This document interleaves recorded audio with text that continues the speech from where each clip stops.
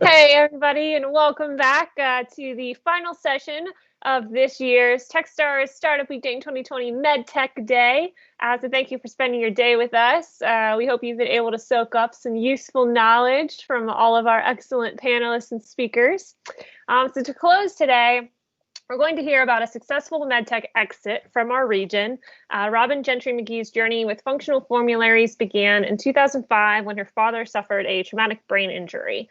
A former chef, versed in eating whole foods and using food as a medicine, she was appalled to discover that the formula in her father's feeding tube was almost all sugar, which made the secondary symptoms of his coma worse. She set out to find a healthier formula for his feeding tube, and when she discovered there was nothing on the market, she invented her own. In 2018, Robin sold the company for an undisclosed sum. So in this fireside chat with Andy Cothrell, Robin will inspire you to push your own venture forward and offer insights to help you along your path to exit. So we'll jump right in.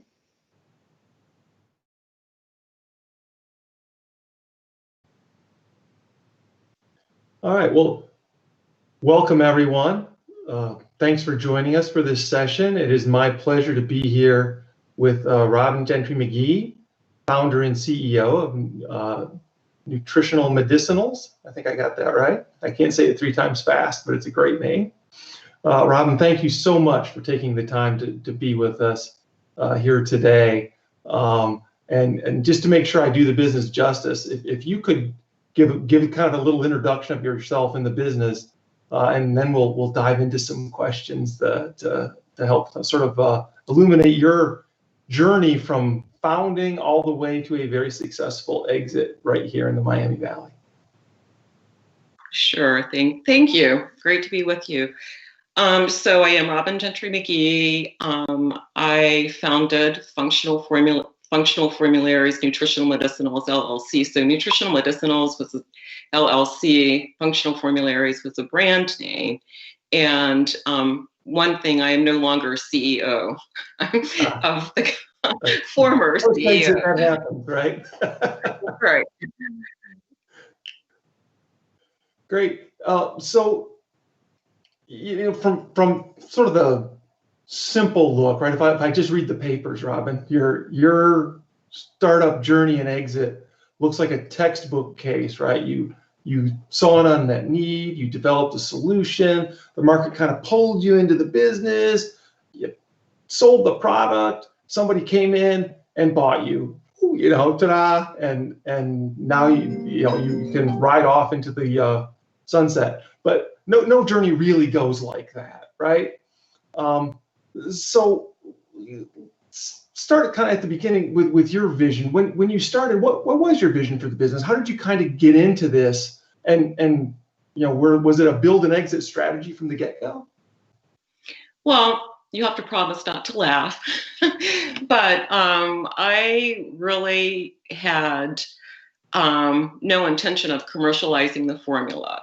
So when I first created what ended up being a product, I created something for my father who was dying, and he had suffered an accident, a traumatic brain injury. So basically, it was a very long journey from the time that the doc said, pull the plug, there's nothing more we can do for your father. If he lives, he'll be a vegetable, until many, many months later, after he did survive, because what my background is pretty much holistic health, integrative nutrition.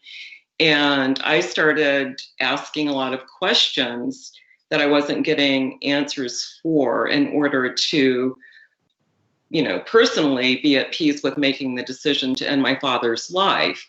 So through what was quite a journey in itself, he did come out of a coma and he did survive, and he wasn't a quote vegetable. So, it was a long path of trying to find a treatment for the brain injury, because it was a very severe brain injury, and alternative therapies, rehabilitation, all went, which was really amazing. But there was a component of his recovery that I felt, he just he wasn't progressing. And I used to go sit with him every day. And even though he was no longer in a coma, he was in and out, and so one day, out of boredom, after I'd read everything that I could in his room, I picked up the can of formula they were pouring down his feeding tube, which had been his sole source nutrition for many, many months. And I read the ingredients, and it was a light bulb moment for me. Literally, I looked at the can and I was amazed, and I went out to the kitchen. Amazed or horrified? Horrified. Horrified, because again, my background, I've been whole foods, nutrition, organic food since I was 19 years old. And so he was at home by this time with 24-hour day nursing, but I went out to the kitchen and I said to my mom, I took this can and I'm like, this is why he's not getting any better. Like, have you read the ingredients? Of course, my mother was not into nutrition. And then I said, well, it's simple. We just need to find a healthier formula for him, and thinking that it would be simple. And so to my amazement, it wasn't simple at all. I spoke with his dietitians, with nutritionists, with medical doctors, and was told the same thing over and over again. This is it. There's no other alternative on the market. Wow. And so then I decided, well, I'm just going to have to make it for him. I mean, I can't find it, so I just have to make it. So I went to my DO at the time, who was pretty mainstream, but he also had a history of, somewhat integrative medicine.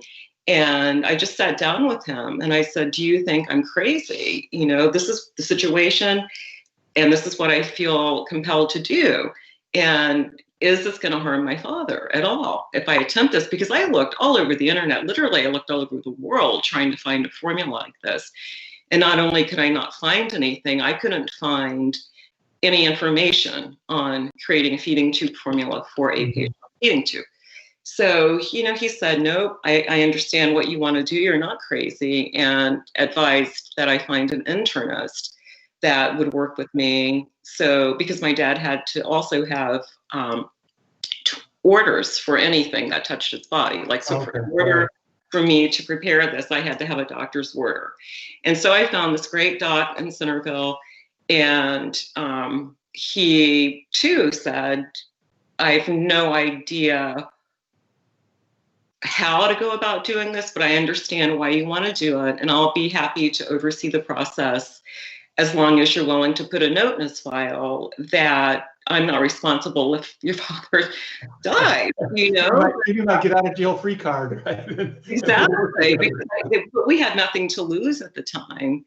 Sure. And so that's how my journey began. I was simply trying to save my dad's life. Wow. So that is obviously a really sort of emotionally impactful personal challenge, right? So much. And so did you make it kind of through your father's entire sort of challenge and then decide, well, I have this, I might as well commercialize it? Or did you start to kind of think along the way, hey, I've got something here? Yeah, so what happened actually was really interesting, because I had a lot of time to think, because actually I had a restaurant. It was Dayton's first organic whole food restaurant. This was back in 2005. And I just closed it after a few years because it was grueling and I didn't want to work that hard. I had been in the food business literally for years and years and years, and I kept trying to get out of it. I went back and got all these certifications and degrees trying to get out of the food business, but I kept getting sucked back in, which culminated with having a restaurant. And then after a few years, it was, I couldn't sustain it any longer. So I closed the restaurant, and then I just wanted to take some time and figure out what I really wanted to do. And that's what I did.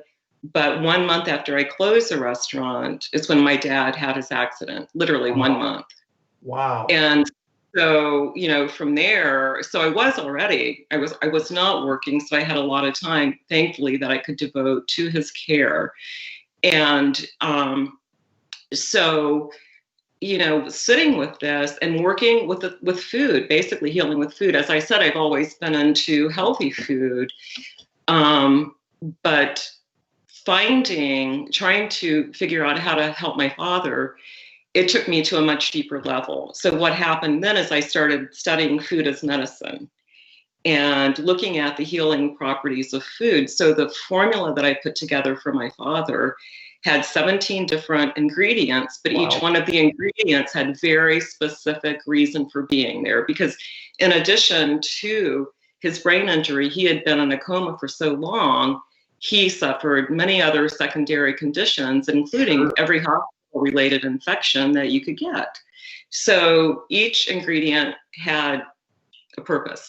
So the transition after 6 weeks of starting to give him this formula was so profound after his 6-week doctor visit, which was with a doc that agreed to take him on. The doctor called me up and said, "It's a miracle what you've done for your father." And I said, "It's not a miracle, it's food. Are you kidding me?" So then, and also my dad had been in the hospital for so long, a number of hospitals actually, plus a rehab center. And what happened was I started seeing so many other families suffering as my family was, and not being given any options, getting the worst, quote, food on the planet when they needed the best nutrition on the planet. So I saw so many disconnects that I then thought, this was my gift for my father. What I needed to do was to go back to school and really immerse myself in healing foods and healing with food, understand it more. And what I wanted to do then was come back and start doing health coaching and patient advocacy and teaching people how to heal with food. And that's what I did. So I came back, I went to California, New York, DC, did a number of certification courses and came back and started doing health coaching. And, it was great. I loved it. But then I started getting a lot of requests from other people for the formula that I created. Because, when you're out and about, in schools with a lot of people ask you, what brought you here, right? So everybody kind of knew what I had done. Yeah, it's a very compelling story, right? So it's very impactful. So I just thought, I really need to try and commercialize this. So there's a need for it. And I truly thought that, there'll be a handful of people who feel the same about nutrition, that I can offer this product. And, the thing of it is, and actually first, my first step was I just started writing custom recipes for people, looking at conditions, and then writing recipes for condition-specific formulas, whether it was oral or enteral nutrition. And then did you make those, or did you just pass the recipes off and they made their own? They made their own at that point. Wow. Yes, I wrote custom recipes. And they made their own. And, I worked with an RD because I'm not a registered dietitian at the time. And we would do complete nutritionals, to make sure that all of their nutritional, requirements, which is different for everybody, were being met. But what I found is that it was very difficult for people because they were, people with loved ones on a feeding tube. It was either very sudden, injury, such as my father had, or it was a very long process, ALS, cancer, a number of conditions that require a feeding tube, and it wasn't sustainable. And, many people had never even been in a health food store, so half the ingredients, such as wakame or quinoa, they didn't even know what it was. So it was a great idea, but, it was really difficult. So, that just kept pushing me along to, there's got to be a better answer, an easier way. So that's how I ended up really deciding that I need to commercialize the product. Wow. So it was, I don't want to put words in your mouth, but it seems like it was less of I see a market opportunity and more of I feel an imperative to bring this to a market for an unmet need that is just more than a handful of people at the end of the day, right? Absolutely. Yeah. I mean, it was so, because I understood then fully what suffering is like, to have someone dying and trying to save their life. And so I started getting literally calls out of the blue from someone who had heard my story and found my number and, telling me their story of their children or their husbands or their wife and I was just like, I have to do this. I have to try and do this. I never had an inkling that I would succeed. I just knew, honestly, that I had to try, and that at the end of the day, I could walk away at peace knowing at least I had tried. That was kind of what I felt. So the market basically pulled you into business, right? So in a situation like that, how do you know when to make the right moves? Well, obviously some skill in the field, maybe a little bit of luck, but you went from where you started to a pretty good sized business by the time you exited. That's a lot of evolution along the way. What guided you in terms of now's the time to pull the trigger on this investment or hiring this person or doing this thing? It's really interesting. It was all intuition, honestly. Research, obviously, where I had to make decisions that required an educated guess, as it were. But, all along the way, it was like, yes or no. My gut is telling me yes. So much so that our CFO ended up calling me the psychic CEO, basically, because she said, how do you do this? Because I certainly didn't have a background in any of the probably 5 spaces that we had to, be in, which was raw, organic raw food ingredients, manufacturing, medical, insurance, FDA. There were so many components of it. I knew nothing about anything when I stepped into this, and so much so that I thought, well, this is going to be easy. This product that I figured out how to get the viscosity, the consistency correct, and I can just, take it to a manufacturer and, they can produce it. It's got to be easy. But that was the first, obviously, even though I'd been in the food business for years, I had no clue about large scale food manufacturing. And one really sobering moment for me was I realized that there's no production houses in the country that I could find anyway that start with fresh ingredients. Like you go to the store, you buy your produce, or you go to the farmer's market, you clean it, you prepare it. It all has to come frozen or dried. They don't use any fresh ingredients. So that was another hurdle, one of my very early ones, because many of the 17 ingredients that were in my father's formula, I couldn't put in the commercialized formula because they weren't available for large scale food production, essentially. Okay. So, it was just, it was a lot of gut and a lot of luck and a lot of really amazing people who were willing to help me being put in place at the exact time when I needed them. Wow, that's amazing. So, given that it is MedTech Day, one of the things that is a little bit different about your product is it's sort of regulatory class. Right? I think most people are doing devices or maybe a therapeutic. This is more like a medical food. Tell us a little bit about how you learned about the regulatory world that governs medical foods. Let me remember that far back. So, I was very careful early on because I knew I was dealing with people who literally it was life or death for them. So I just really started researching as much as I could at the time and trying to find any information about compliance with enteral nutrition formulas. And a lot of FDA research. What I did find was that unlike drugs, which have to go through clinical trials and be FDA approved, enteral nutrition products do not have to go through clinical trials because they're considered food.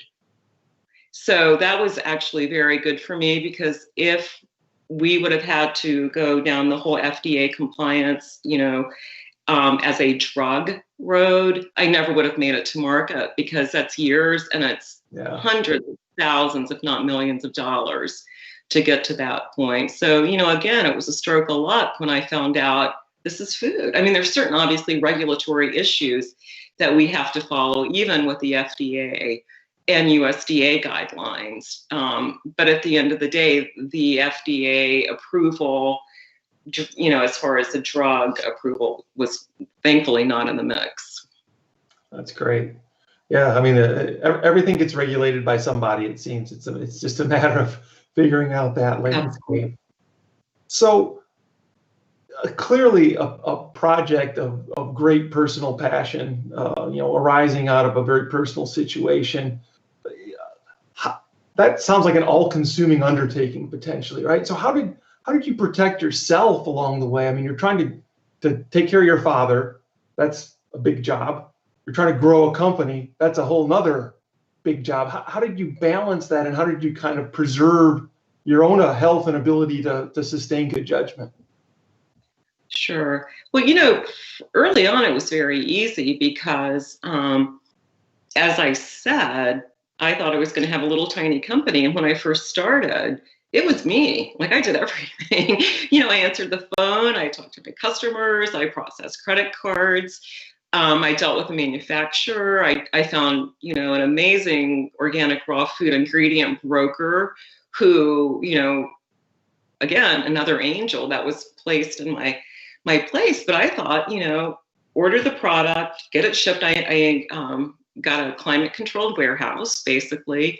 So, would print labels at home. I would get the shipment in from FedEx, print labels at home, take them to the warehouse, label my packages, throw them in the back of my SUV and take them to FedEx every day. Wow. And I like, it was cool, and that was a few hours out. And I enjoyed talking to my customers then. And, I probably had 30, 40 customers out of the gate. And actually my first 2 production runs were sold out before I ever received them.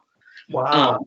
People were so desperate for the product, a product such as this, I should say. But it was easy for self-care then. But the more we grew very quickly, and I think it was in year 2, I got an office and hired my first employee. And my husband also, who has a background in marketing, graphic design, branding, he did all of the branding, which was amazing, to have that kind of built in. And, he was so helpful as far as helping, with the business when he could. So he quit his job after a couple of years and came to work full time. But, we grew so rapidly that toward the end, and honestly, Andy, the reason that I sold the business is because I was so burnt out. That was it. Like, I didn't want to sell the business, but I knew that it wasn't sustainable, and it was 24/7. There was so much stress. One of the multinational players in the enteral nutrition business tried to purchase my company, but I don't like their business practices. And so I wouldn't sell to them, or, they suggested partnership. I mean, all of them like, no, not interested. So when I declined to get involved with them, they then started really coming after us because they really didn't want to see the product on the market.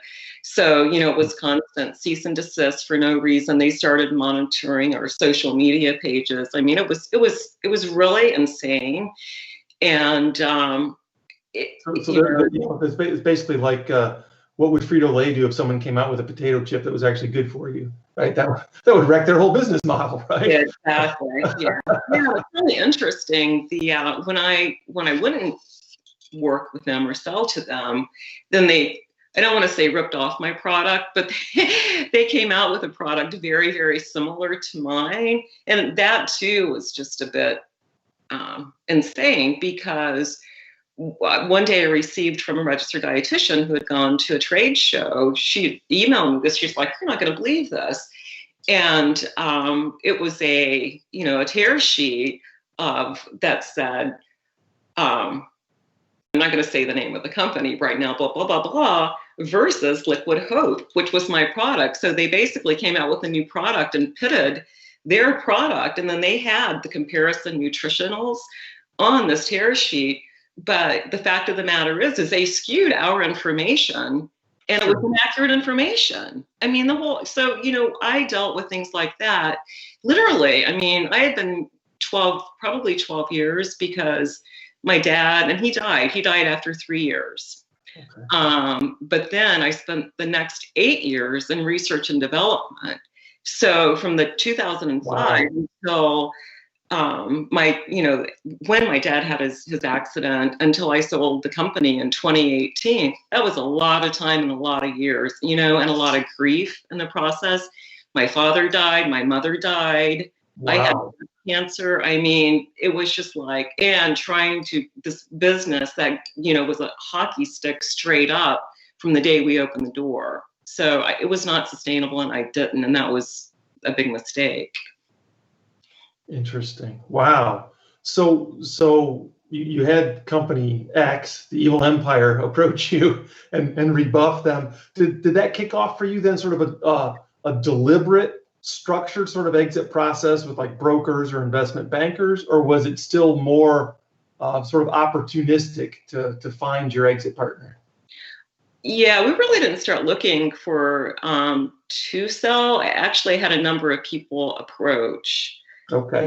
That really were interested, and so, but this was probably a couple of years after, 2.5 years after Company X experience, because I really tried to hang in there as long as I could.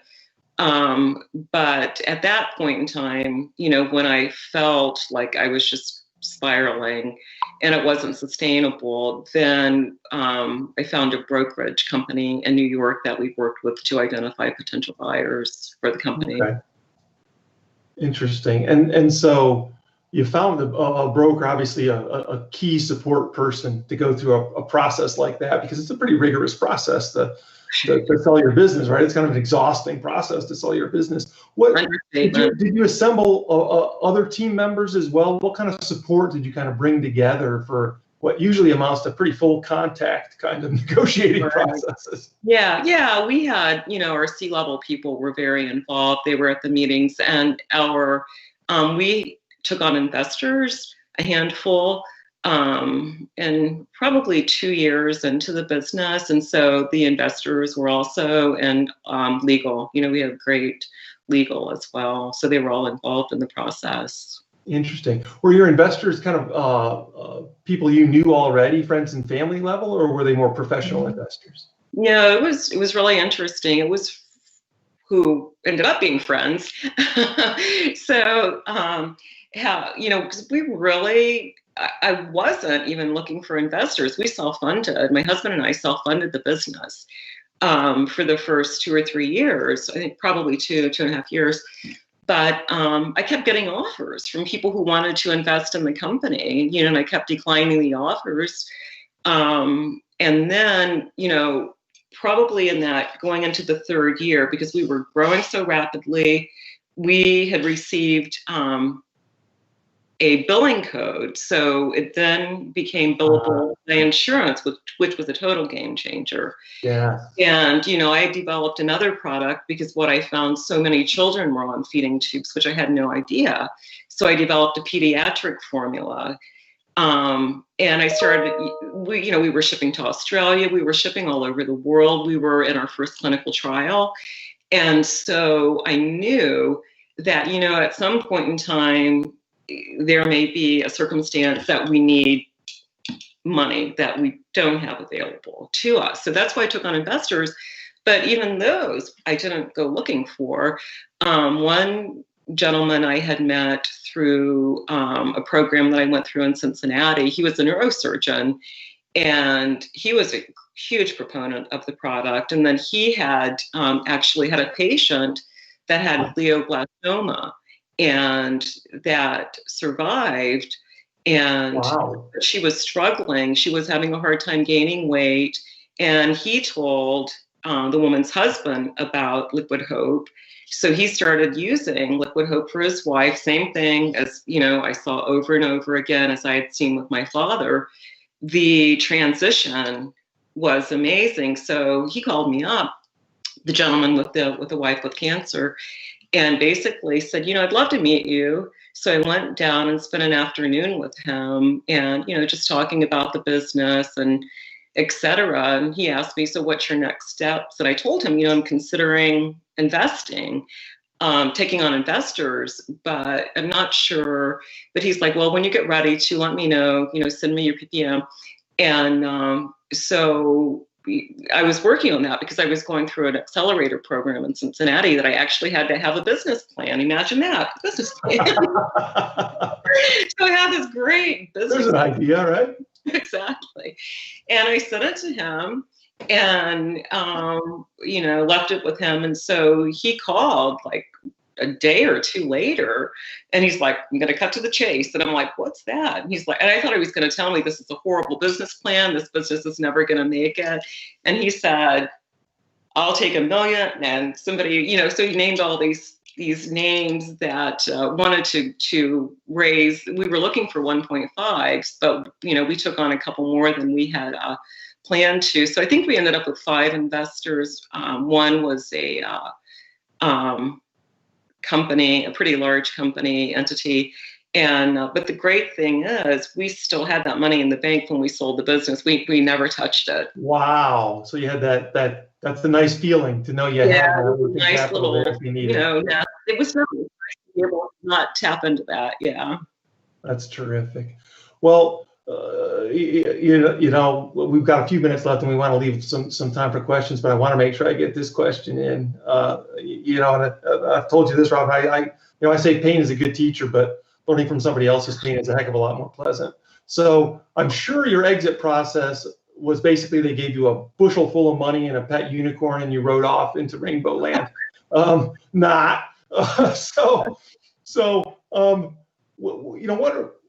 From your exit process, what are some takeaways that you might pass along to some of the folks who are tuned in now, who might someday have the pleasure of contemplating that same experience? What were some of maybe the painful lessons learned through that process? Well, I would like to say do your research, but many times when you're researching these type entities, there's not a lot of information available. So it was very painful for me, actually. It ended up what seems like a great story. The group, it was an equity group that, during one of our first 1 or 2 meetings with them, with the company, they asked both my husband and I, because he was just as attached to the product as I was. I mean, he had been with me throughout this whole journey. What do you want to do? And we basically said we want to remain in the business. That, I wanted to go back just to do product creation, research and development, which was my love all along. I create things. And he, his was, just stay involved, high level, oversee the branding. And they said, that's great. That's what they wanted to. And I believe them. And unfortunately, the day that I signed the sale agreement was about the last day I ever stepped foot into the office. My office, which was bizarre because I had a year contract with them and I got paid for a year for doing absolutely nothing. They put a new CEO in my place. But the most interesting thing is there was no changeover. I mean, I've worked a number of jobs. I have been in business and had businesses for a long time. And I've never had a situation, even if you're working as a server, you train the person. Yeah, there's always some kind of handover process, right? Yeah. There's zero handover process. He wanted no information. And I'm like, there was nothing I could do about it. And the other thing that this company told me that, they really wanted to keep my father's legacy alive because this was my father's legacy. especially since he had passed away during this whole process. And now, if you look at the website, there's no mention of me, of my father. They've completely wiped me from the business. Wow. So you feel like a little bit of a bait and switch kind of thing there. I would love to know, because I tried a number of times to speak with the two principals of the equity company that I had done the deal with. And, they were just like, well, it was kind of like, sorry about your luck. They never gave me any reasons. It was just like vanished. The only thing I get now, because I was required as a part of the deal to roll over a substantial amount of money into this new company, or I get quarterly reports, but I know nothing of the business. My name, they do have about us on the website, and they refer to me as our founder. That's it. So, wow. That's the thing. I don't know how to advise anybody to prevent that from happening unless you have a contract. But the thing of it is I didn't want to stay on as CEO. I wanted out. I wanted to. Yeah. So I had no other, than it was a year contract. But I guess you could maybe look for a long-term contract. But the thing of it is I ran across a woman who has a very well-known global company that sold her company to said entities. And she wanted to stay on as CEO, except she was kind of moved over after a year. So honestly, Andy, I don't know. I don't know how to prevent it, except don't sell your company. If you had asked them who else they had bought, and could you talk to people at those companies, do you think they would have let you? I think they would have, and I know who. There was a list of who they purchased, but I trusted, and unfortunately, I trusted. I kind of feel like, or I guess I assume that everyone has integrity in the business world, and when they tell you something, then they mean it. I operate from say what you mean what you say, do what you say you're going to do, kind of. It's not the case. And it was a hard lesson learned. So if you have any advice for, for people to save the heartache, and I continue. It's still I haven't looked at their website or social media pages since I left. It's just too difficult for me. I still have, it's just well, there's the emotional toll, and there's the money you rolled forward that you're unable to influence in a positive way. That's right. So it's kind of a double whammy. It is a whammy. Yeah. Wow. Yeah. Other than trying to do some reference checks with folks that have been bought in the past, it's really hard to safeguard against that. There's not an Amazon star rating system, right? Maybe that's the next business, Robin, is we create a star rating system. That's a great idea. New business idea for you and I, Andy. Let's do that. Well, this has been absolutely terrific. What an amazing story, and thank you so much for sharing it.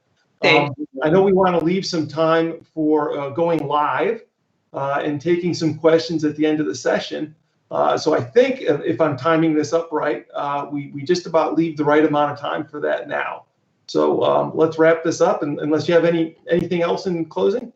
No, thank you, though. Thank you for giving me the opportunity to share my story. I think it's important that people understand it's not all pretty at the end of the day sometimes. Yeah. No, there's the marketing version of what it's like to have a startup and an exit, and then there's the reality. And we really appreciate you sharing the reality with us. I think it's a terrific opportunity for folks to hear that who are in a startup now, maybe, and are having some struggles now. That's normal. That's how it works. How it works, absolutely. Terrific. Thanks again, Robin. Thank you very much.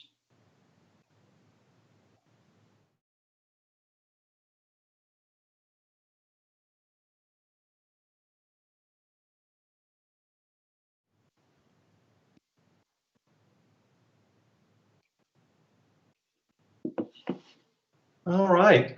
Well, the recorded portion is wrapped up, and with me is none other than Robin Gentry McGee. And we would love to take some questions from folks. And Robin has graciously agreed to be with us here this afternoon to answer those. I may get some by text. I may get some from the app. So I'm going to go out and look if I can do this right. Yes. So here's a question, Robin. If given a second chance, would you have done it differently to make it sustainable and not sell? Absolutely. Well, that's a very clear answer. Here's the thing. You don't know what you don't know until you know, right? Yeah. Everybody has blind spots until you get kind of whacked upside the head with them, right? Exactly right. Here's another question. Could you please comment more about the clinical trial, i.e. reasons for it not required by FDA? Were there advantages to doing it?